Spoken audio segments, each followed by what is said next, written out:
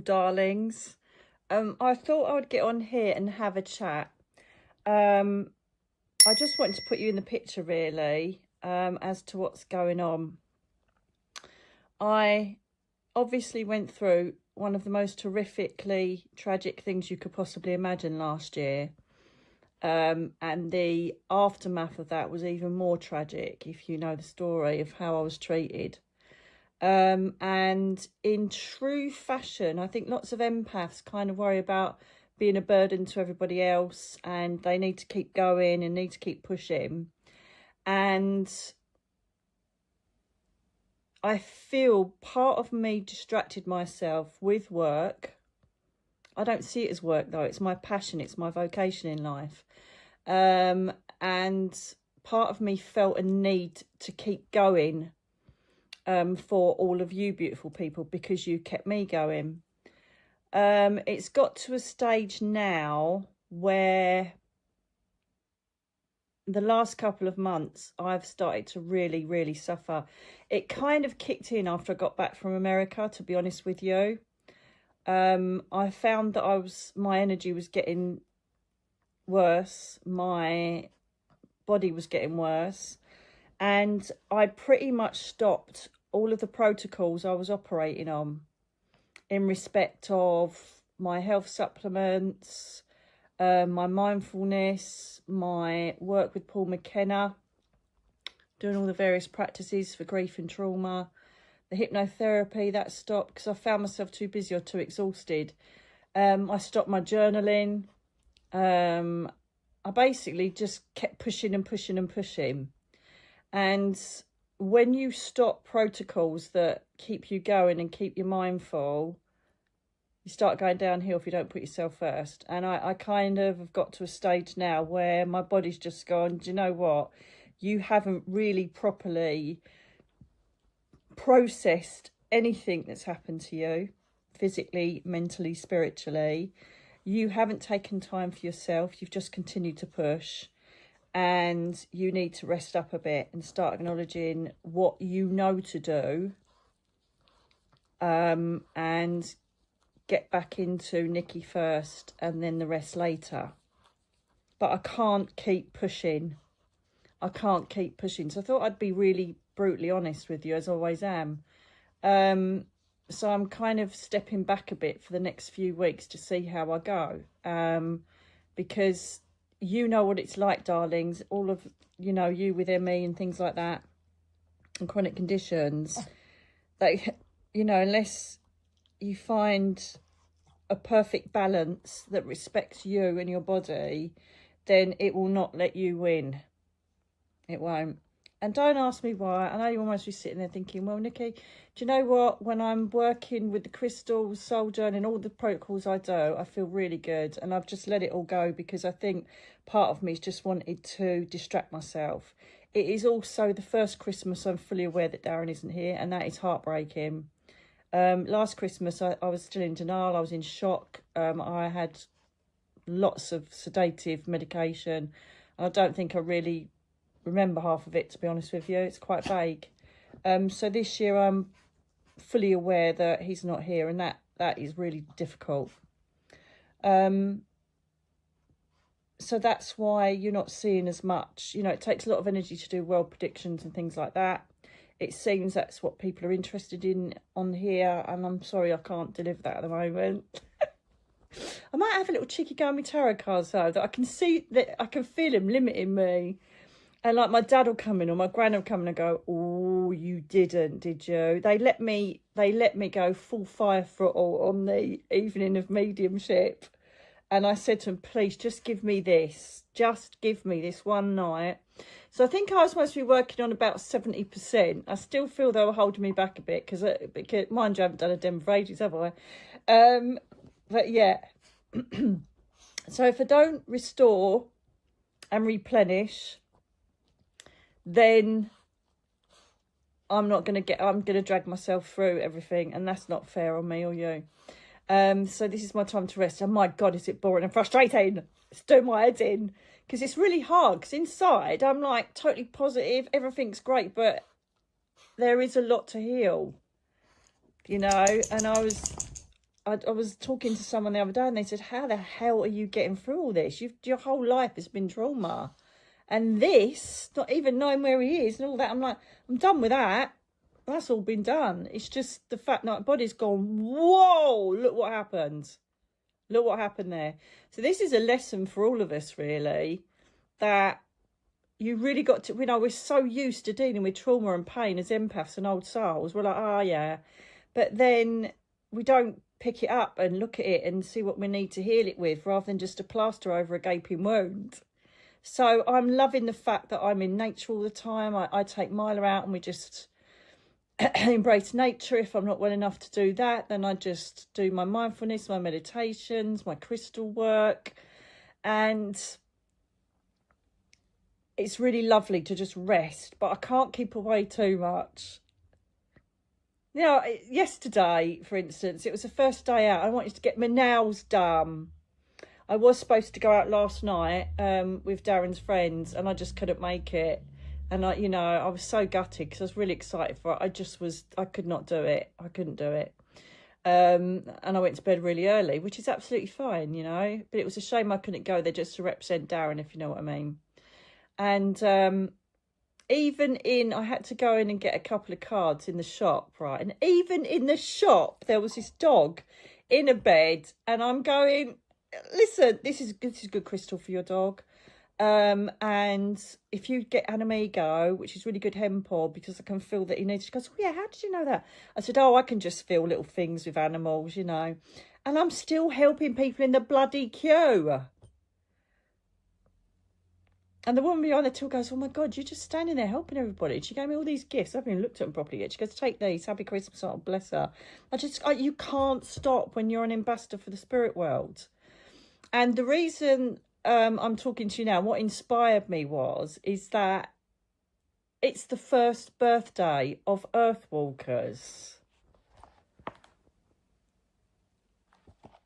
A year has gone past, and I promised myself last year that book 2 would be out for Christmas. I promised myself that.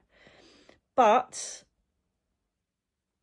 it takes a lot of concentration. It takes a lot of work. It was written, how long ago? 2000 and... When was book 2 written? I wrote it straight after book 1. So that was 2014, is it? I think it's 2014, right? So it's 11 years old. All I've got, the problem is I've now got, even when it's finished, that's the beginning of a book. They got to reread, get people to read it, to proofread it. Then you get it proofread. Then you send it to the editor. Then they send it back with rewrites. And it takes ages. And I haven't even been able to, some days, been able to make a cup of tea. Do you know what I mean? So I know that you're waiting for it. And I promise you, as soon as I start feeling up to it, I can start concentrating on it. But at the moment, I'm trying to read it. And I just think, I don't even know what I'm reading. It's really difficult. If I, had this full health, I would be racing along, and perhaps that's why they're stopping it. And I keep asking them, they're like, you have signed up to be an ambassador to show people how to deal with disability and chronic illness. I'm like, well, are you going to show me, look how it's healed? And they said, how's that going to help now? You need to help the people that are sitting in it. And I'm like, yeah, whatever. But when you're up there, you do it, don't you? You go, oh yeah, I'll sign up for this, I'll sign up for that. And then when you're down here, you're like, what the fluff are you thinking?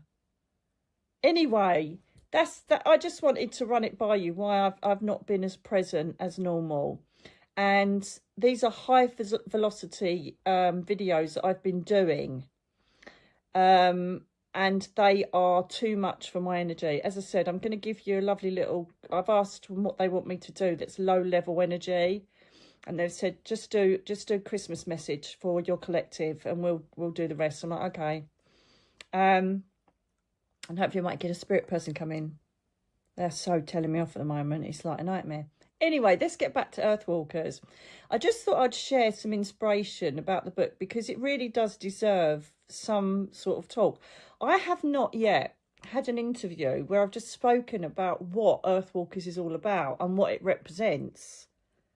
There's all the normal like advertising stuff gone out and all the rest of it.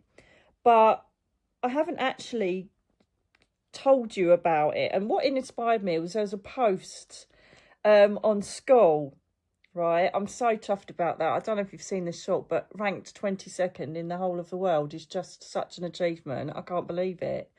Anyway, and they said, I'm so dying to go to Wales to find an outdoor pursuit centre with a mermaid painted on it.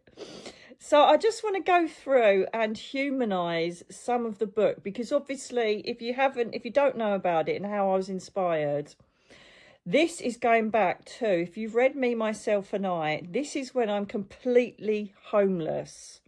I've had my road accident. I've lost my house in Thundersley in Essex. I've lost my holiday home in Paynton, and I am literally sitting in my car, and you'll read it in Me, Myself and I. It is peeing down with rain. I'm crying my eyes out. My 2 dogs in the back shivering, Teddy and Mia, and I'm like, what the fluff? It was a bit more bluer and a bit more harsh than that, I'm not going to lie, right? And I'm like, this is just absolute bullshit. I'd just give up, and I was shouting and screaming. In the end, I was upsetting the dogs. So I got out. This is even more dramatic and brilliant. I don't think I put this in the book, but I got out in the rain just to make myself more miserable, and I let rip. Oh my God, did I let rip at them?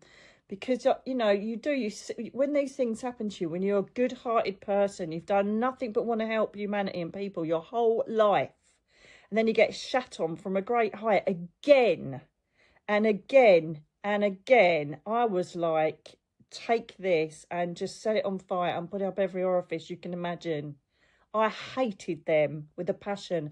To think, hate, anger, bitterness, resentment for the spirit world, for angels, all of it. I hated them because I thought, well, what the fluff is this all about?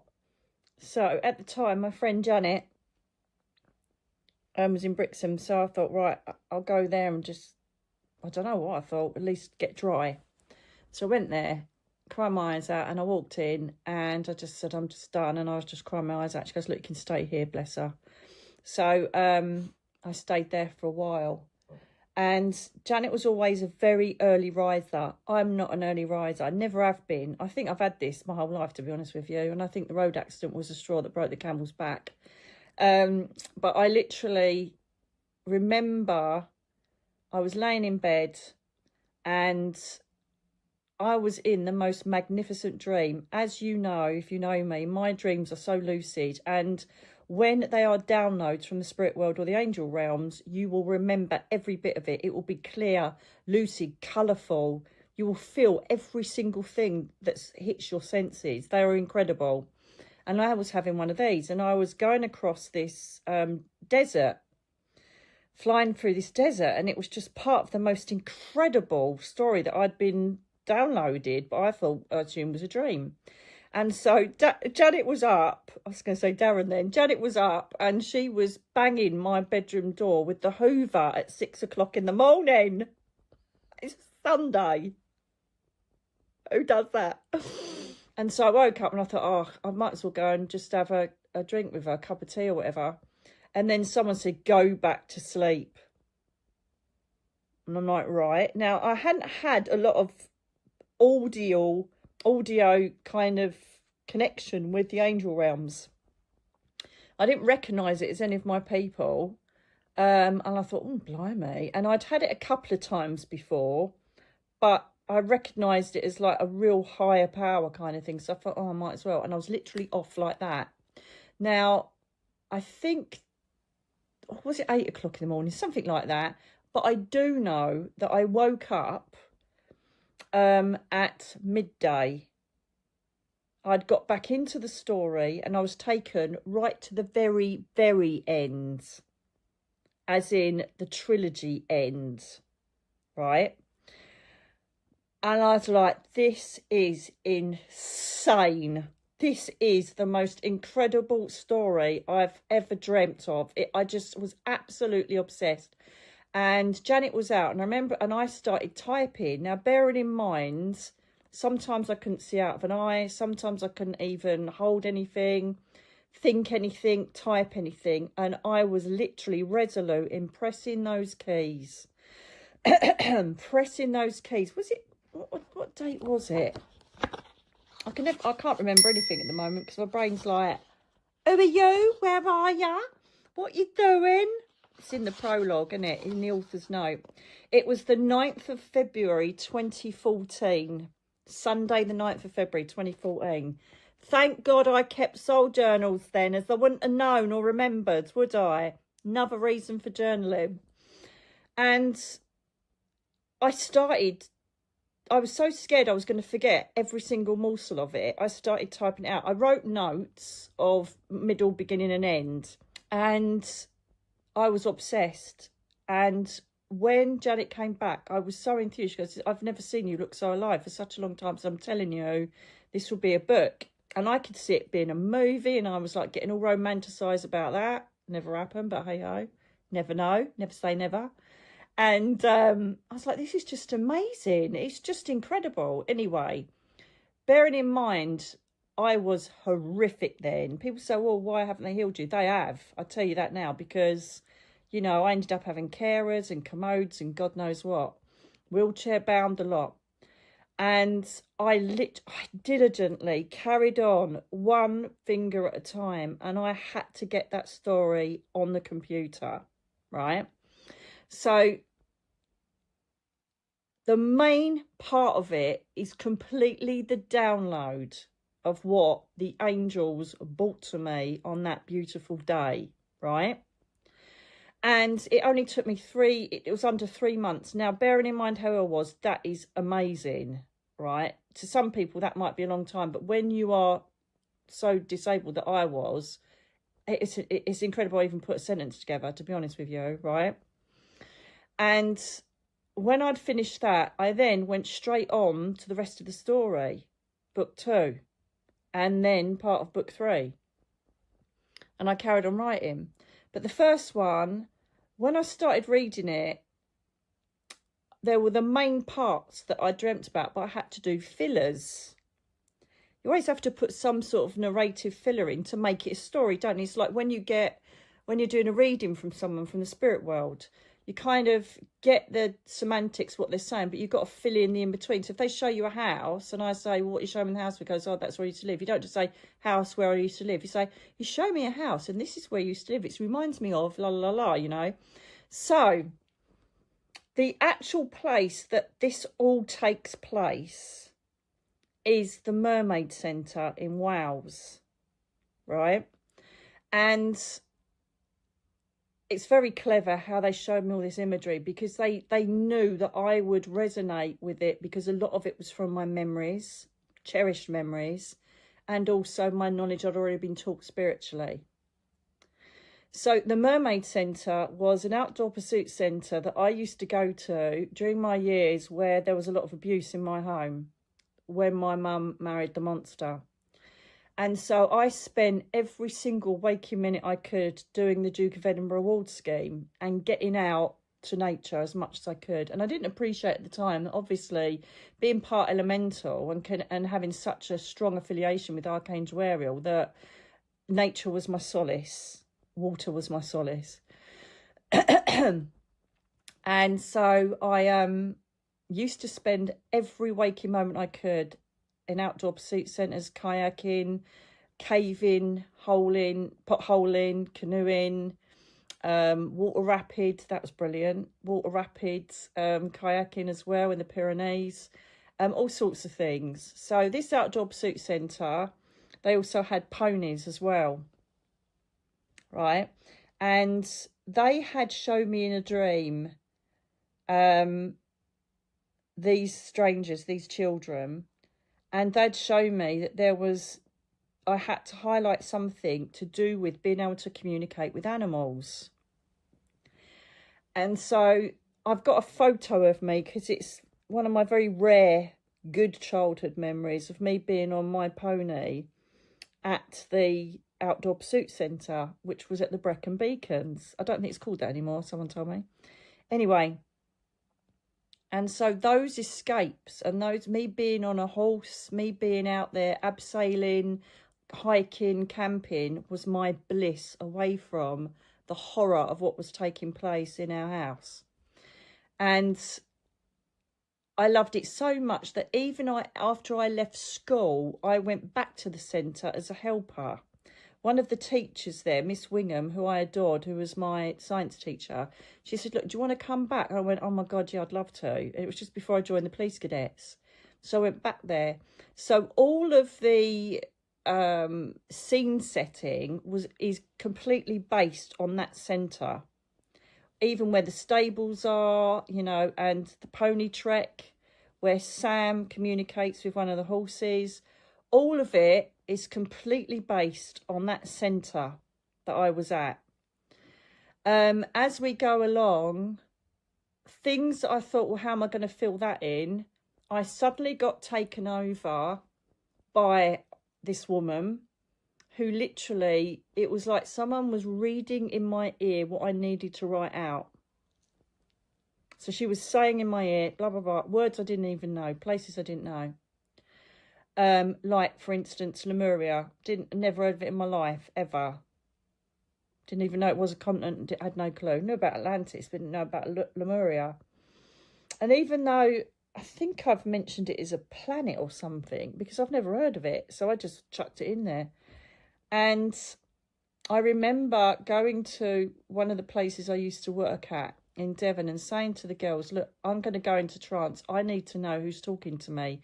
Because at the time, I was also obsessed with Victorian things.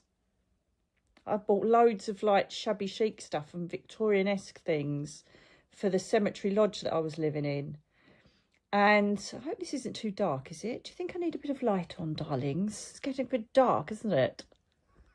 Hang on a minute. I'm going to go and put some lights on. I don't think it's made a blind bit of difference, has it? So I've changed it. So I'm kind of looking to the light, Caroline. I hope you're interested in this. Otherwise, this is going to be, oh, right, okay. And so I said, right, I'm going to go in and find out who this woman is, because I'm like loving Victorian stuff and it's really weird. And I went into trance, and as you'll know, it's in my book. I think it's Rise and Fall. I'm not sure. Or me and myself know one of them. And I literally, Julianus came through. I don't remember. Julianus came through and he said, Elizabeth Bowen is helping me. So when I came back around, they were all excited and went, oh my God, they're saying this Elizabeth Bowen. So of course we were straight Googling it. And she was a supernatural author in the Victorian era. And as confirmation of this, I went to Agatha Christie's house, which is National Trust. And it's just down the road from me. And when I walked into her bedroom, there was a book that was pushing out a bit. And the woman wouldn't let me take a photo because there was a woman in there, you know, one of the volunteers. And the book was by Elizabeth Bowen in Agatha Christie's bedroom. I'm like, shut the front door. So that was a lovely bit of corroboration. So she helped me with vernacular, if you like, and writing various bits that I didn't know about. I think she was working with Julianus because she would also bring through spiritual references and things like that. It was very important that it was brought through about neurodiversity with the children because I didn't even think of this. You've got to remember, this is 11 years ago. I wasn't properly awake. I was still doing my DEMS. I was a mediumship that was, a medium that was just doing mediumship and proving the afterlife. And so for me to start going even deeper, like my dad had predicted, if you've read Me, Myself and I, will that stop bleeping? Goodness me. But he literally said, you know, you're going to be working on a most profound level you've ever been. You know, I'm not going to turn this off because it's really getting on my nerves. And I knew what he meant now. I knew exactly what he meant. You know, the angel realms, worlds, energy, all the rest of it. And so they needed to have these ADHD labels and these autistic labels. And they were all part of a very special group of children that was seen to be, and they were actually children of the light, hence the title. And they are our future. But I didn't see any of this back then. You know, I was still sitting in the, what the hell am I doing here, having a carer come in. Do you know what I mean? And interestingly, some of the things that take place in the book, I can't say too much because it's massive spoiler alerts, especially the end bit, because I can't really tell you a lot about book 2. I will tell you now, though, that book 2 is a lot darker and it is wow, it is real battles, and the stuff that happens is like really, really not great. It's called the Dark Army, so you can imagine. So when I was talking about these children, the children of the light and the leaders, as I say, I wasn't aware. But it was important that I highlighted their origins. It was important that I highlighted that they were deemed having to have, you know, psychological assistance and special needs, when they were actually seeing the future. They were seeing the world from a spiritual point of view. They were seeing home. They were seeing angels, and nobody was listening to them, putting it down to them being special. And I remember when I first read it all through myself, after, you know, continually rereading and all the rest of it, and I thought, this is ridiculous. How? This is never going to happen to the planet. This is not going to happen to the planet. Wait till you read too. It will blow your mind. I know I keep saying that, but it is like, it's 11 years ago I wrote it, and everything that is written in that book, it's just like it's just like a news book of what's happened. Anyway, so they wanted me to highlight in this one the problem with terrorism, the problem with states not merging together as one, the problems of how we're allowing it to grow, and how we are using political agenda to decide what wars are had where. And I think it comes across really nicely in this book on all angles. The campfire, that was another, with Sophia's song, that was another beautiful memory of when I was camping in Nottingham Forest with the Girl Guides, and we were sitting having marshmallows, and the campfire was burning away, and I could see figures above it and around it, and that inspired me when I had to talk about the darkness coming in and trying to infiltrate Sophia. And that was from, again, another camping experience. The archery, again, that was a really funny experience, but I implemented that into how to start bringing through the manifestation of the warrior mode. People who haven't read the book are like, what is she talking about? But I can't give too much away. It's going to really spoil it for you. And of course, each angel that is mentioned is exactly how I've seen them. Sound, smells, colours, exactly how I've seen them. I even made up the actors who are going to play them. I thought Gerard Butler from Metatron as he gallops in, yeah. Anyway, so it's just a beautiful book that I thought was just fantasy. I had no idea that everything that I wrote in it was going to come to pass. I had no idea also that there was going to be a certain time it would have to go out. So when I, as I say, finished it, I thought, this has got to be fantasy. There's no way this is going to ring true with anybody. It's not going to make sense.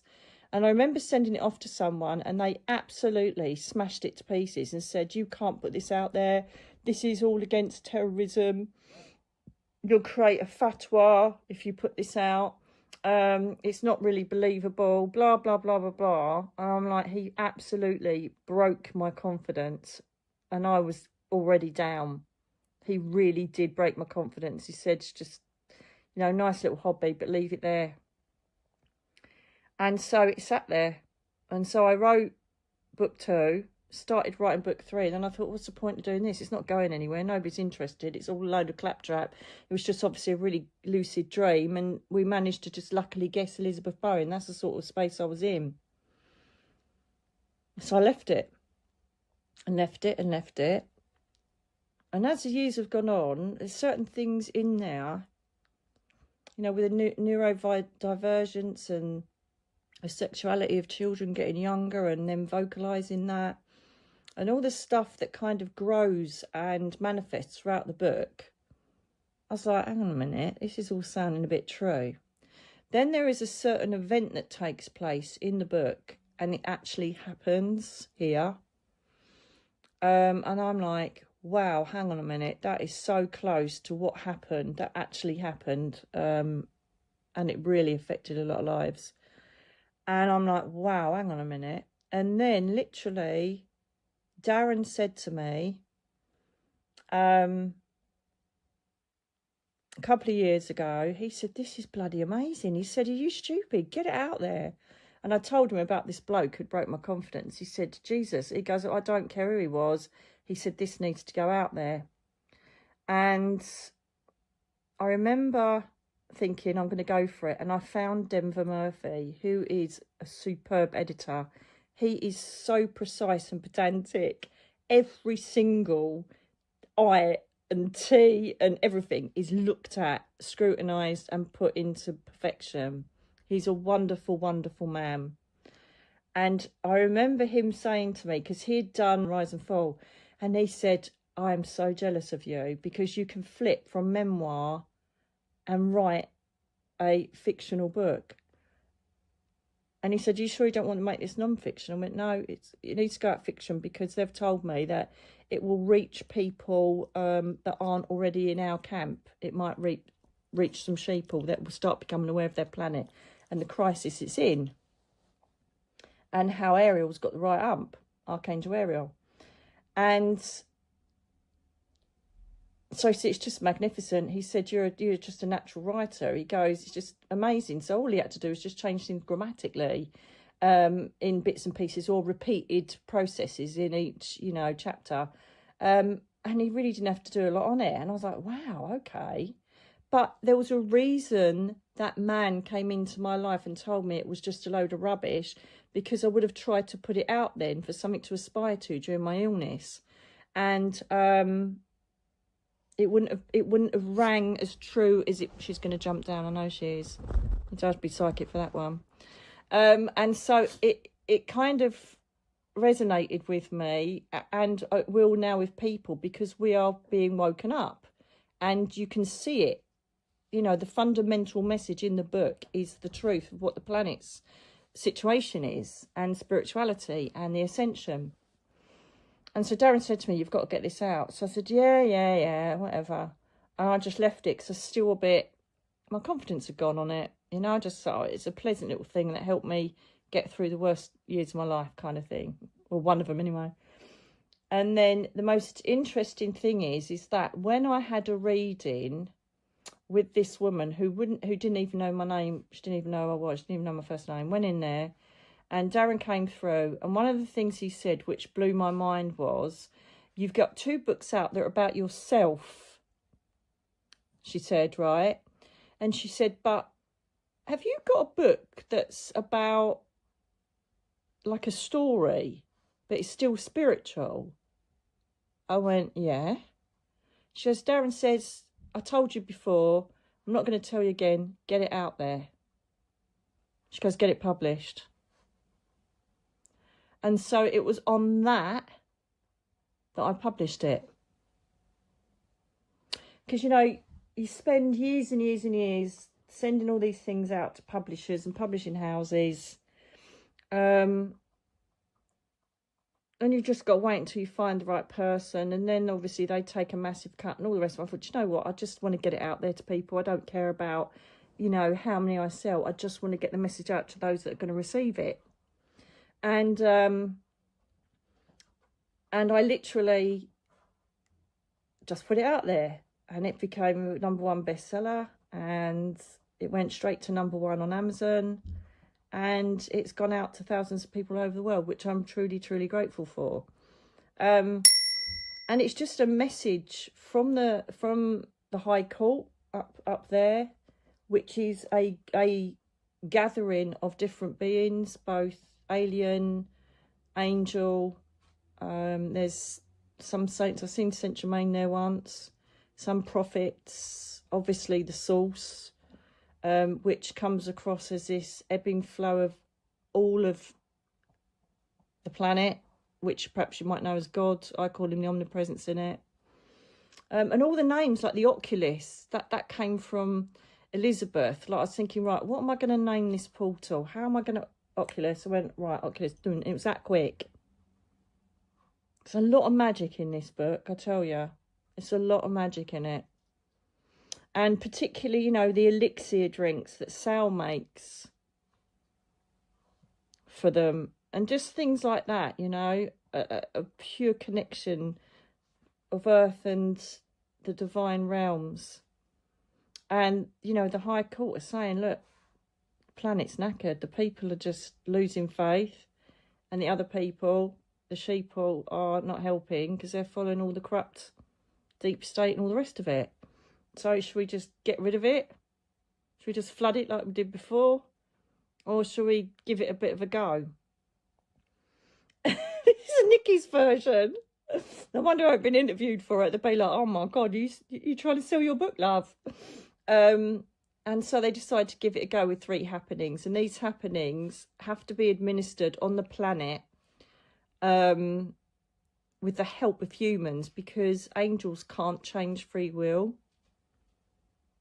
So they need the humans to implement some of the changes. And of course, they're going to choose 4 very special children that are deemed special, but they're actually special because they're children of the light. They are what you would know as crystal children or indigo children. They're awake, totally awake, and not one adult gets them. And then they meet these other members, these 4 people, at the centre, at the Mermaid Centre. And of course, mermaid for me is because I adore mermaids, and that's exactly what I've got tattooed on here. That kept me going throughout my illness in bed. So when I had the LDM, low dose naltrexone, that got me out of bed after all those years, I managed to drive down to my mum's, and she couldn't believe I could even drive, bearing in mind I've been stuck in bed for years. And I went down there, I said, I need a mermaid on my arm. She goes, oh my God, Nick, are you joking me? She goes, what the hell? And I said, I want to put a mermaid on my arm.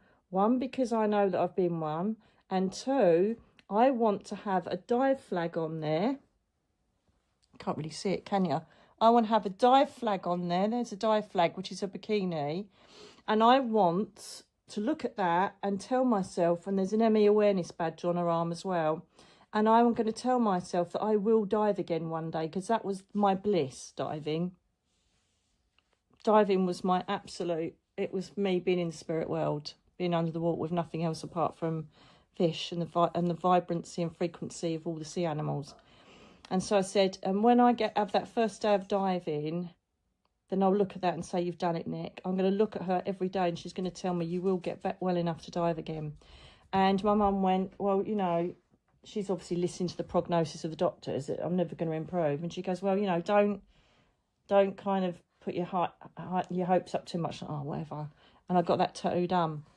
And so it had to be the Mermaid Centre, and that's the reason why.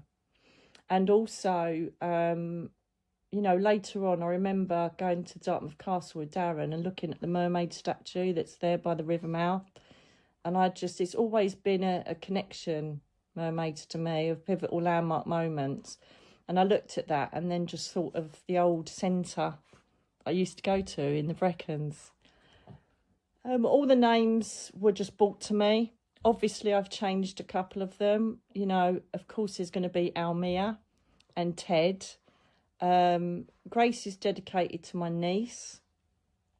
So a couple of the names I've personally chosen, but the others were brought to me from Elizabeth. And incredibly, the names of the main characters, when I Googled them, because I thought, you know, all this fire around them, I'm like, fire? What the hell's fire coming out of them for? And then I just put in, I think it was Nate's name and fire and blah, blah, blah, blah. And then all this stuff come out in the Old Testament about the cherubim chamber and the fire angels, the seraphim, and all the names exist and are written in there, Nathaniel, Sophia, and I'm like, and they all are what I describe them in the book as, which is a bit weird. So they're actual biblical names. I didn't even know it. It's part of the Bible. I think he's right to a certain extent, but then it's been completely changed. Constantine most had a good crack at it as well back in the Roman era, just to change it for their power needs. It's been translated multiple times, so I wouldn't really listen to it much. Particularly the bits about stoning and setting children alight who cohort with mediums and all sorts of other things. I'll get into that on another video. I think they're going to be more philosophy chat type videos for the time being whilst I work towards my healing. And the end part, which I have to be very careful about, is completely on a par with the energy that is emanating from certain powerful elites. That's what that represents. There's a lot of representation in the chapters that are actually laying out the fundamental situation of humanity, spirituality, and the planet as it is now. So there's a lot of underlying context in what is actually being written out. And the fact that so many of these labelled children are completely ignored, and yet they're going to be the leaders of our tomorrow.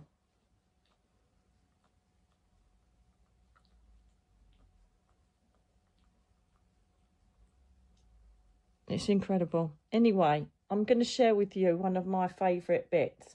Well, there's quite a few favourite bits, to be honest with you. But when I was a child, I used to see this man in green. And I never thought for 1 minute he was an angel. And Seraphim used to sing to me as well. Didn't have a clue until my, 20s, 30s that I found out exactly what they were. Raphael, I properly got introduced to when I was laying in bed when he came to me, when I lived in the cemetery lodge. And he used to stand there and say, it's okay, you're going to get through this. And I'm like, okay, especially during the abuse years, it's okay, you're going to get through this. And so the reason why this particular bit I'm going to read to you is quite a poignant thing is when I was a police cadet, we were up on Mount Snowdon and we had to traverse this certain part that you get up to before you get to the top, and it's kind of like quite slidey. So we had ice. You wouldn't be able to do it now of health and safety. Back in the 80s, it was all or nothing, wasn't it? So we had these like ice hammer things, and we were all connected with carabiners connecting each other on rope, because if we went, it was a sheer drop, right?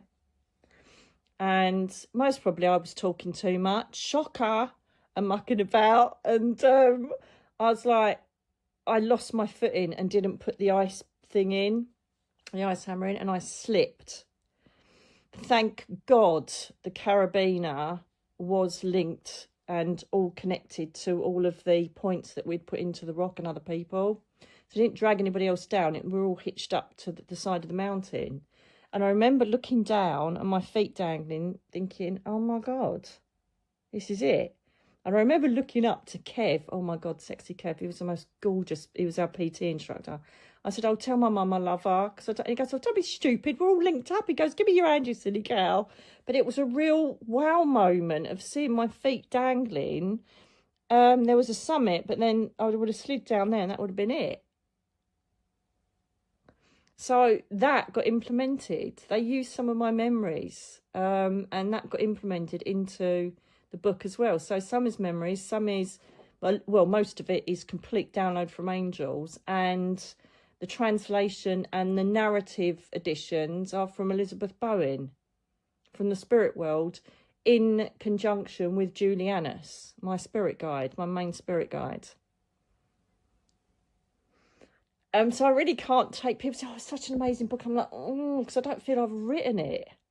I've just written down what I've heard. It's like when I do readings, oh my God, that was amazing reading. All I've done is just repeated what I've seen, heard, felt, smelt, tasted, or whatever, you know. It literally is. It's so frustrating because I've got so much to do. And just getting the editing done on that book, it just takes so much effort. And it's like, for God's sake, sometimes I feel like I just need someone to sit in with me and just go through it with me, and perhaps they can get it out quicker. Anyway, so this bit I'm about to tell you about is referring to that incident when I was a police cadet and incidents of trauma when this man has appeared to me. So just before what I'm going to start to read, the excerpt I'm going to start to read, one of the children has already seen this man and nobody will listen to her. It's like, okay, love, she's having one of her episodes. Do you know what I mean? I'm going to put my glasses on for this. And this is just, when I first read this for the first time, this bit after I've written it, it made me cry because it just brought me home to when they've brought me so much comfort and they've manifested their presence during times of stress and trauma. Even like, I've just seen that Ina Kleiner Nax music, that part, for people that have read it, you'll know that they've asked the children to just draw and do whatever they want. And one of them has randomly said Ina Kleiner Nax music, because obviously a previous life or a guide has told them that's what it is. And they're asked how they know it, and they haven't got a clue. Ina Kleiner Nax music was the music they used to play in the background when I was at the police convalescent home, when I'd broken my back or torn all the ribs away from my spinal joint. And so that meditative time and that time of reflection and writing journals and things like that, when I was so, again, injured in the police convalescent home, that was the music that played. So that's what just came into my head. So everything is a part of me. This book is a part of me, my spirituality, and my connection to the angel realms and the source of the universe, the omnipresence. Every single bit of this is a bit of me put into the pages. So one of the girls has said, I can see a man in green, and they're like, whatever, she's having a moment. Okay, so Matt, are you okay? Sophie was screaming towards Matt, tears streaming down her face. Matt! She then picked up a small rock and threw it towards Matt. The rock rattled next to him and he looked up, his face pale and terrified. He was frozen with fear and couldn't move. A stream of blood trickled down his temple and his hands were grazed and bleeding from trying to hold on to the tumbling scree. Right, we have to get him across to us. Are you joking? There's a sheer drop, Mike, Nate stated, his face creased with concern. Mike faced Nate with grim determination. We don't have a choice, Nate. The man is in shock and he will be coming down with hypothermia in no time. I got hypothermia in the mountains, in the Pyrenees. It's all there. If we leave it any longer, he's going to be in serious danger. Trust me, Nate, I know what I'm doing. Just as the words had come out of his mouth, the rain started to ease considerably. In the distance, a massive rainbow formed where sun was exposing itself to the lower valley. By the way, Mike was also one of my canoeing and kayaking instructors. Mike then turned again towards Matt. Okay, the weather's improving. You have to catch the rope I'm about to throw to you. I'm anchored on a metal loop and Sophie is my backup. Fix the knotted part to your harness. Robotically, Matt stood up, his full body shaking uncontrollably. With his terror limiting his movement on the ledge, the first 3 throws of the rope proved unsuccessful. Tears streamed down his ghostly white face, adrenaline eating into his every nerve ending. Focus, Matt! Trust me and grab the rope. Matt looked at Mike and desperately tried to concentrate. On the 5th attempt, he reached out to the rope, caught it and hastily placed it through his carabiner. Right, now screw it up tight. That's it. Tell Annie I love her, Matt called across the ledge. That's what I said. Tell Mum I love her. Don't be silly. We've got you. You're not going anywhere, encouraged Ali.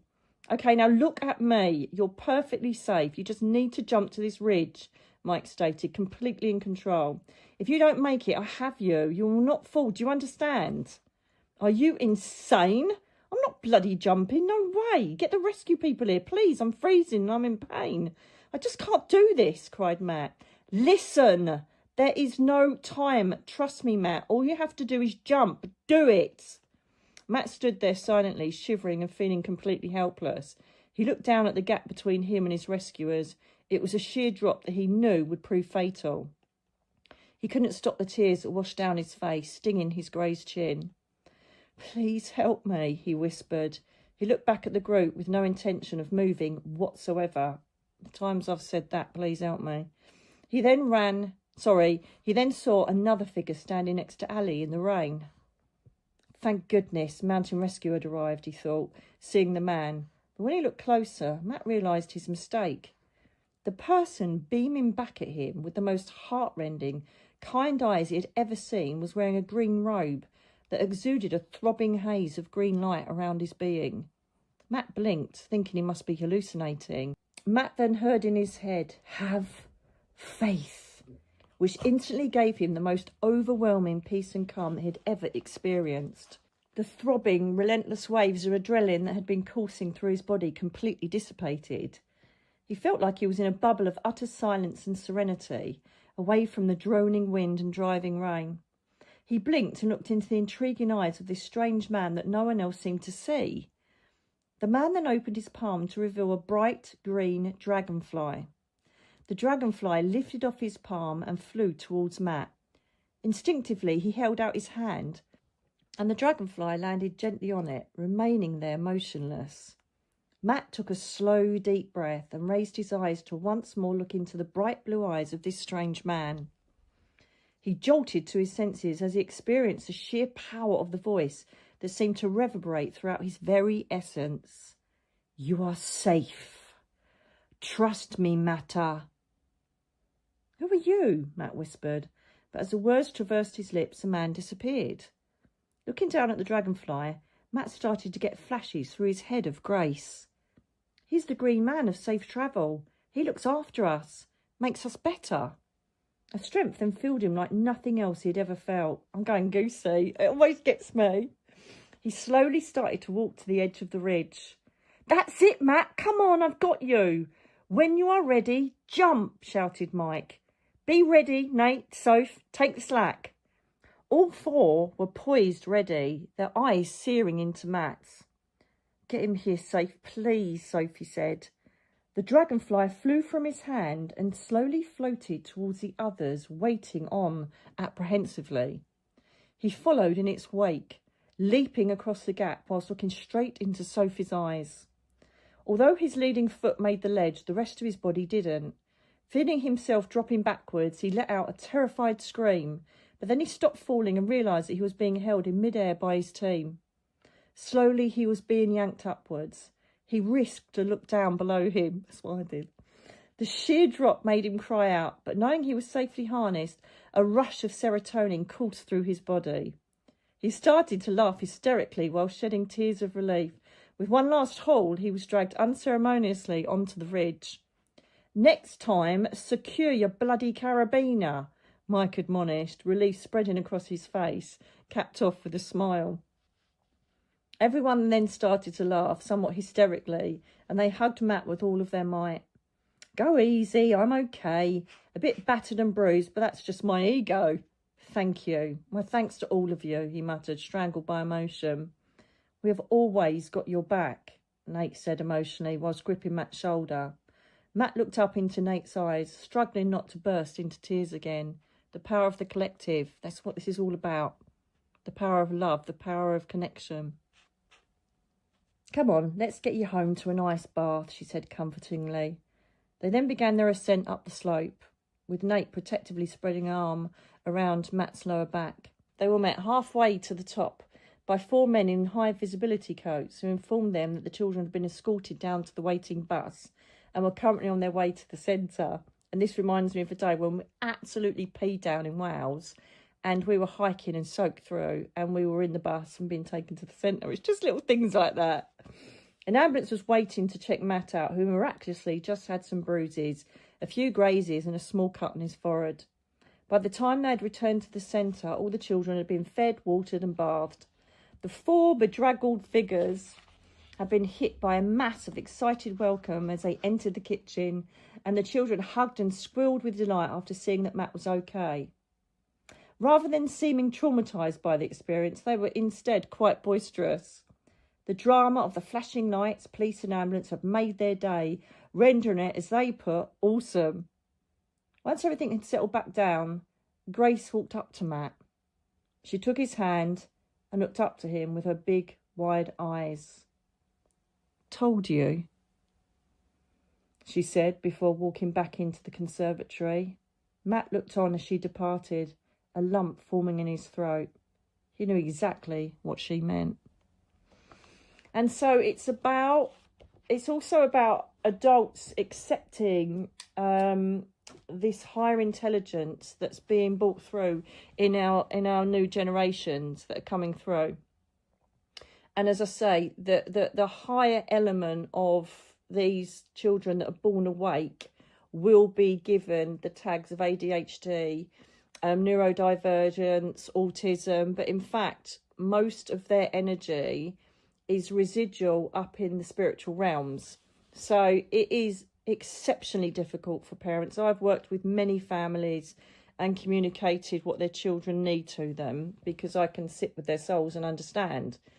But it's a very, very hard, arduous and heartrending time, especially for non-verbal autistic children.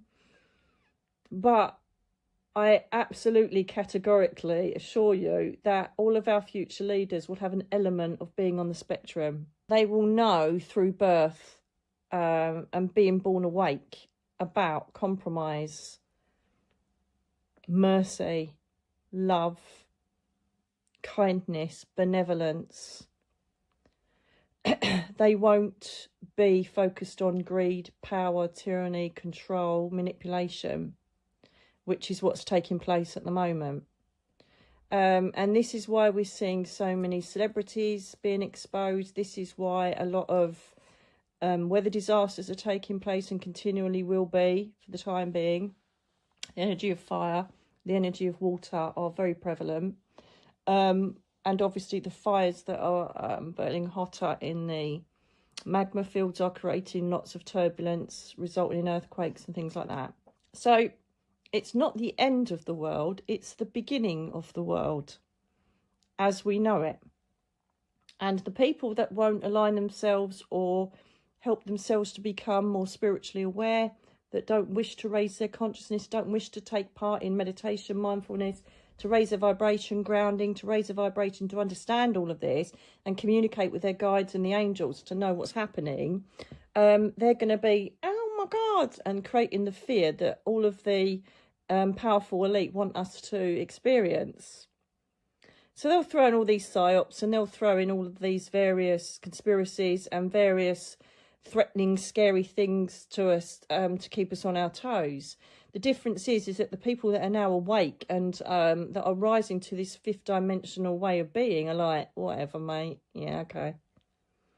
Take this, do that. You're now this, you're now that. And we're like, no, you're all right. And at the moment, we are being seen as the conspiracy theorists or the, you know, the nutty tree huggers. But very, very slowly, we are starting to have our head put above the parapet and nobody's able to shoot it down. Very, very slowly, people are saying, when's it going to happen? It's already happening. We have people coming out. We have whistleblowers from the military. We have whistleblowers from the medical fields. We have whistleblowers from religious capacities. And all of it is being very slowly exposed, which is wonderful. However, the sheeple or the people that aren't really aware of what's going on, they're going to see it as, what is the world coming to? Oh my God, this is so bad. It's so horrific. This has happened, that's happened. This celebrity's done that. This Pope's done that, blah, blah, blah, blah, blah. And they see it, and the energy of some of the people that are in charge flourish and feed on the fear, the hate, the anger, the uprisings, the wars, the civil unrest. They feed on that and they thrive on it. And they put it on our screens even more to have us more angry, because the Lucifer frequency, which I spoke about a number of months ago, feeds and can move freely on the frequency of hate, anger, bitterness, resentment, you know, feuds, uprising. It can jump on the back of all of that and then continue the words of hate, the words of rebellion, all the rest of it. There are people are rebelling in the right way, in a peaceful way. It's the ones that are the renter mobs that go spreading this hate, anger, damage, and God knows what else, that are the problem. But it's good, because the more you see the darker elites fighting back, that means the more they're scared. You know, we're starting to go more to homeopathic elements. We're starting to listen more to our bodies. We're starting to not want to take medication and perhaps start a more holistic or homeopathic approach. We are not listening to what some of the doctors are telling us to do. We're not listening to what the government tells us to do. We're starting to question things that are totally banal. It's like, what is the point of some of the laws and the things that are incorporated to keep us penned in? And lots of people are starting to ask these questions. And what will happen is that these beautiful children that are growing now will be the ones that will ask these questions and be put in power. Because by the time they get to that age of change, where it really starts to pivot around 2026, we will see them start taking places in, you know, as an MP, taking places in as a doctor, taking places in various elements of our society and infiltrating the dark. And some of them might not even know that. Perhaps they've always wanted to be a doctor, always wanted to be a teacher, always wanted to be an MP, whatever it is. But actually their timeline and their reason for being and their soul contract will be to start orchestrating the complete changeover on the planet.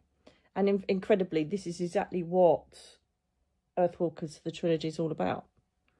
It's the last chance. It's the last Hail Mary for the planet. We've had hybrids come in, benevolent hybrids and negative hybrids come in from various space systems. Some have come to create harm. And so there's been an invisible battle for quite a while to get rid of these vermin. And a lot of those have been involved in very high profile, powerful jobs and status. And again, they're slowly being taken out. I'm not sure if there's any left on the planet. And if you've just tuned in now, you mostly think I'm nutty, but I've seen the proof, I've seen the evidence, I've spoken to the people that have seen it, the eyewitnesses, because I'm so gifted and honoured to be part of, well, I'm not gifted, but you know, like the gift of me being able to be part of GSIC, the Galactic Spiritual Informers Connection is I am sitting down having a cup of tea with some of the most incredible minds and heroes of our planet that are standing up for themselves and telling the truth against some very, very scary, very, very powerful bodies in this world. They don't care, they're still doing it. So this is the age of Aquarius. This is the age of connection, the collective holding power in love, in compassion, benevolence, learning, mutual respect, and it's growing. And these people are giving birth to these children that will give birth to their grandchildren, which will be implemented with far more knowledge than we've ever had. Lucky buggers. They'll have even more answers to everything. Their soul path, their destiny. Mine's not too bad, but anyway. So we will get to a place of peace. We will get back to a place of telepathic communication. We'll get back to being able to manoeuvre and manipulate energy. We will then be at a stage where we're not that volatile, that we can then learn and meet freely with our star people. and they can help us with technology. They can teach us technology that will help us to live longer, to live brighter, clearer. Animals will have a more respectful existence. Because at the moment, if we did have them come down now, they will be kept, captured. The elites would use them for their own needs, which has been happening already. And they know that. So if they came down in their masses, the first thing is the sheep will think we're being invaded, because that's what they make sure they implement in everything. If you ever watch, it's not all of them, but if you watch some of the UFO things on Discovery Channel, right, they always have to add in, oh, but are they coming to invade us? Are they coming to kill us? Are they coming to, you know, wipe us out as a species? You never get, oh, they're here and they must be benevolent, they want to connect with us. Oh, no. So they know through the high cults, which I mentioned in Earthwalkers, and what I've been seeing since I was a kid, is that the star people, when they sit in the high cults with all the other main, you know, patriarchs, if you like, of all the different divine energies and layers, it's agreed that it's too volatile. They do bring some things through by permission of the high cult to scientists that they know that are of a good frequency. Things like, you know, the Vogel crystal to Marcel Vogel.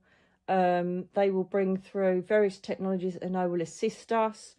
If you think about it, this is obviously the amount of communication they've been allowed to have to influence these people has obviously been, you know, brought down a level so they can come in, because look at the advancement of all of our technology from, like, even my day. I'm not that old. And, you know, I remember me getting my first ever computer and didn't know what the hell to do with it, playing Atari games with just a blip hitting a ball. And that was like, oh, my God, look at us now. So we've come a long way in that time. And I feel that's because we've toned down, you know, this security bar, and we've gone down a bit and said, yeah, bring some more in and help us. The med beds have been about forever. They're mostly just been used by the elites at the moment, but they're there. They're there. They've no doubt got this kind of stuff from either, you know, kidnapping or keeping these star people, but they've amassed some information and they use it for themselves. I bet you any money you like, they've already got some sort of time layer machine. I bet you they have. Or, you know, like the Fly. I bet you they've got a molecule transporter that you can transport from one place to another. I bet you've already got that and all. This must be why all my views have gone down. Start talking about all this stuff. As soon as I start talking about all this stuff, weird, isn't it? But yeah, so, and all of this, as I say, has been incorporated in what I was saying 11 years ago, or what I dreamt 11 years ago. So this isn't a plug for a book. It's to show you that the information that's taking place now was shown to me 11 years ago. The future. So it was almost the most wonderful backup, the most wonderful synchronicity, the most wonderful sign to say, write this down because it's going to all come true. Right? And so it gives you credence, it gives you belief systems, it gives you a knowledge that, wow, you actually did show me what is happening spiritually, what's happening on the planet. And you'll totally get what I'm talking about when book 2 comes out. I promise you, you'll be like, what the fluff? Because you'll think that I've written that after the events. No, 11 years ago. And I remember writing it out thinking, this is crap. Nobody's going to fall for this. Nobody's going to... And they did. In their millions. But anyway, I'm not going to give you a spoiler. It's quite dark now, I'm telling you. But this is where we're going. So as long as we don't embrace that Lucifer energy, the fear, the resentment and the hate and the anger of what's happening, then we're not gonna, that dark army will never win. It will never win. So we have to stay strong. We have to stay in our collectives. You know, I mentioned school earlier, and I'd sometimes just sit and just read through the comments without even people knowing I'm there. And they're all sharing their spiritual knowledge, all sharing their innermost fears, problems, and people have got them. And that's what I'm trying to create. The same as here. The same as on here. I'm trying to create a collective of people who feel safe to say their truth spiritually, to feel that they're being heard. Because, as you know, if you've read Earthwalkers, let me know in the comments below. The children are just, oh yeah, it's every one of the episodes. Give them some more tablets. When actually they're seeing exactly what is going on. And that's what's happening. These kids are. And, you know, if you any of you are watching this who have got, you know, neurodivergent children, you should watch, if you haven't seen it already, the video. Perhaps could pop it on the end of here, of children with ADHD and autism on the spectrum, because I've learnt from sitting with them, they've all got the same love, you know, the colour blue, water. Oh my goodness, if they could live in water, they would. They've all got the same passions and, you know, these sensory things. They're all attracted to the same things. It's because it's like the spirit world. The water environment is like the spirit world. It's a conduit of the spirit world. The colour, like this electrifying blue, communication. They love blue. Anything that represents spirituality, freedom of the human soul, they love it. Because half of their energy, even 3/4, perhaps 90% of the non-verbal beautiful angels we've got down here, they're up there, they're seeing it all. They're seeing colours, auras, they're seeing snippets of the future, the past, the present. They can see energy, they can see people. They don't even have to understand what they're talking about. They can read atmospheres, they know exactly what's going on in a room. They know exactly how you feel in another room. They'll be able to remote view. They'll be able to astrally plane. They can do all of that. But unfortunately, you know, I get it, because we're on a human experience. They're labelled and it's like a disability, and people, and I get it, because you have to, because they're in a human body, you have to claim disability, and they can't do this, they can't do that, and that is the awful part of it. But I assure you, your children within are so contented. And when they do have their outbursts and they don't know how to collect in their anger, and they don't know how to express it, or they mistake certain moods for something else, so they could say they're sad when they're actually angry, or they could say they're frustrated but they actually mean they're sad, all that kind of thing. It's because they're coming back down into their human 3D energy and thinking, oh my god, this is rubbish, why did I sign up for this? Oh yeah, because I'm helping to save the planet. Because when have you ever seen, it's like, and people talk about Down syndrome, beautiful, wonderful, gorgeous. Oh my god, they're so gorgeous. They hug. They love to hug you. They love to be kind, and they're always smiling. Yes, I know they have their off days. Everybody does. But their general default is love, happiness, and looking at everything on the bright side of things, right? And then people think, oh, isn't it lovely? They're seeing the eyes like a child. No, they're not. They're not seeing it like a little child. They're totally sentient. They're totally intelligent. They are totally awake and see nothing but beauty and benevolence and kindness. Connection, hugging, tactileness, all of that.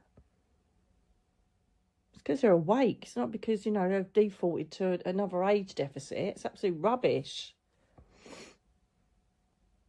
As I said, we all have our moods because we've all got to go through a human experience. But the essence of all of these children that are disabled on whatever level, they're all God's children. They're all the children of the light. They're all beautiful. And if you know, if you have the, you know, I've got this wonderful family. I wonder if you're watching this. And I used to go and talk to their daughter, who's completely non-verbal, so exceptionally disabled, bedbound, and in a really bad way. But when I actually speak to her and link to her energy, she's very calm, contented. She knows where she's going. She knows what path she needs to take. And she then says what she doesn't like. And I remember once she said, oh, they've changed my milk. It's disgusting. And I said, have you changed her milk? And they said, oh, we thought she'd be better off with whole milk. She goes, no, she hates it. And they're very happy and contented because they know they've signed up for it. They're totally aware of it. Because when you look at a child that's ill, when you look at a child that has disabilities, your heart just melts, doesn't it? You want to help. You look at them and think, oh, my God, God bless you. And all of this empath energy comes out and all of this love and compassion, you know, and then it, you know, inspires you perhaps to start joining the charities or doing things for it, especially if it's a family member, the situation, and you've got a child or someone that's within a family, you know, the family members, then you're even more inspired to do beautiful things for that child and others that are suffering like that. They're not suffering. Yes, they are as a human, but their soul is completely content, happy, and quite quizzical. It's quite wondrous looking at human traits, emotions, and situations are like, blimey, it's a bit weird. Why aren't they just not all awake like me? But I appreciate I'm down here and I'm half and half, so I'm kind of going through all this human emotion and human problems to bring empathy, awareness, love, compassion. Whoever feels hate, anger, nastiness, resentment, frustration around a beautiful disabled child, they don't, do they? They exude love. They exude empathy. They exude everything that we give back to them. And do you know what? I'm going to say it now. It's like children who perhaps have got limited lifespans or perhaps have been deemed terminal. Have you ever seen such brave, resilient, happy, contented children in your life? Are they kicking off and screaming and kicking the walls? They're just contented in their... There's obviously fear there as well. But when you actually look into their energy, they're old souls that just want to come down and have that experience. But also, perhaps to highlight something that is hurting children, that creates these illnesses. Look within. Look beyond the awfulness of it. I look into the eyes of children when there's obviously, like, you know, like children need or things like that, and I look through into their souls and they're just calm, happy, and yet they're sitting there perhaps with tubes and having drugs implemented and spending most of their time in hospital, but they're happy. They're not spoilt. They're not worried about what pyjamas they've got on or if they can get their Jordans on while they're in their bed. Beautiful, serene, wonderful givers of education, love and growth of this planet. They are heroes. They are our future. So any of you that have children with disabilities, mental health, anything like that, know that they are the spiritual generation and their children, and they are going to change this planet. They are the secret weapon. They are the infiltrators of the Lucifer frequency. They are the infiltrators of the dark army, and they will naturally attract followers who will stand by them and allow them to control and reign this space. Watch this space. I can't wait to come back down next time. There's two options I can come down on. The good and the bad one. 2 different timelines. I'm like, I want to do the good one. I want to see all these beautiful people who are on the spectrum but are in positions of power. Because it's going to happen, I assure you. Anyway, I've spoken too long, as usual. I really hope you've enjoyed this. I have. Just having a chat with you, because I miss you all. But I have to respect my energy. She says, talking for 1 hour and 26 minutes. Some of that will be edited anyway. So God bless you. And I look forward to doing your Christmas message. And hopefully some spirit people are coming as well. So until the next time, God bless you all, and I really hope you've enjoyed this. Lots of love.